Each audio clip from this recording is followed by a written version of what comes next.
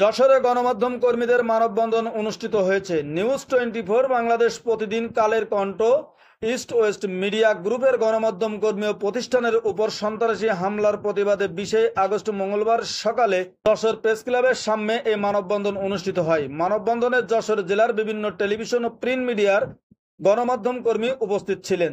এ সময় যশোর প্রেস ক্লাবের সভাপতি জাহিদ হাসান টুকন বলেন,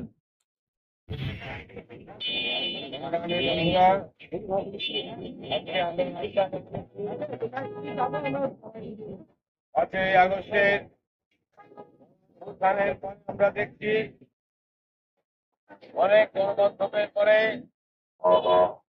ছাত্র জনতার নামে বিশৃঙ্খলা সৃষ্টি করছে। আমি বিশ্বাস করি বৈষম্য বিরোধী ছাত্ররা এই ধরনের কাজের সাথে যুক্ত হতে পারে না। এটা ব্যক্তিগত স্বার্থে কিছু দুষ্কৃতিকারী প্রেস মিডিয়ায় হামলা করেছে। যে হামলার কারণে সারা বাংলাদেশে হাজার হাজার সাংবাদিক বেকার হয়ে যাবে।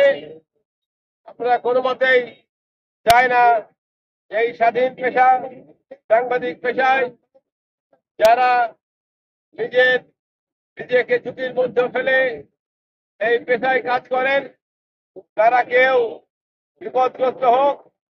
সেই জন্য প্রেস মিডিয়া সাথে তার মালিকের সাথে যদি কোনো সম্পর্ক, কোনো সমস্যা থেকে থাকে সেটা আলাদা বিষয়, মিডিয়ার কোনো সম্পর্ক নেই।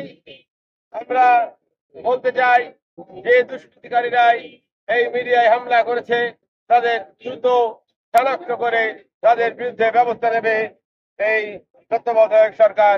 আমরা বিশ্বাস করি তত্ত্বাবধায়ক সরকার সবাইকে সুষ্ঠুভাবে একটি দেশ দিতে যাচ্ছে।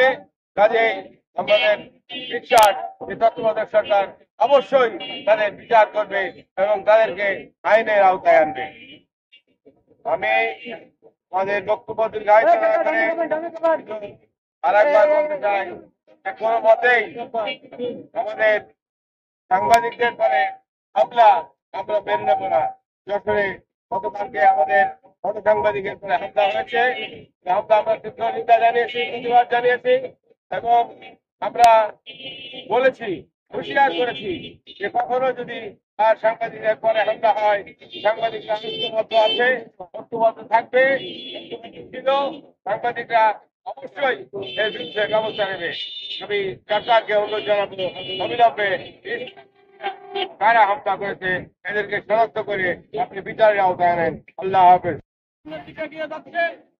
এখন একটি দেখছি তারা এটিকে নস্বাত করার জন্য এদেশের জাতির বিবেক গণমাধ্যমের উপর নানাভাবে হামলা করছে।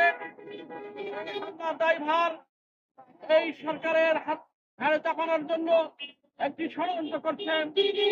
তারই ধারাবাহিকতায় আপনারা দেখেছেন গতকাল ঢাকায় বাংলাদেশ প্রতিদিন, নিউজ 24 সহ ডেইলি ইসলাম সহ গুরুত্বপূর্ণ কিছু মিডিয়ার কালের কণ্ঠ অফিসে করা হয়েছে। গতকালও এই যশোরে একজন সাংবাদিক, ফটো সাংবাদিককে মারপিট করা হয়েছে, তার ক্যামেরা ভেঙে দেওয়া হয়েছে। আমরা আজকের এই মানববন্ধন থেকে এর তীব্র প্রতিবাদ জানাচ্ছি। একই সাথে আগামীতে যে এই ধরনের ঘটনায় আমরা ভাবে মোকাবেলা করবো, এর বিরুদ্ধে সেটা হবো। এই ধন্যবাদ সবাইকে।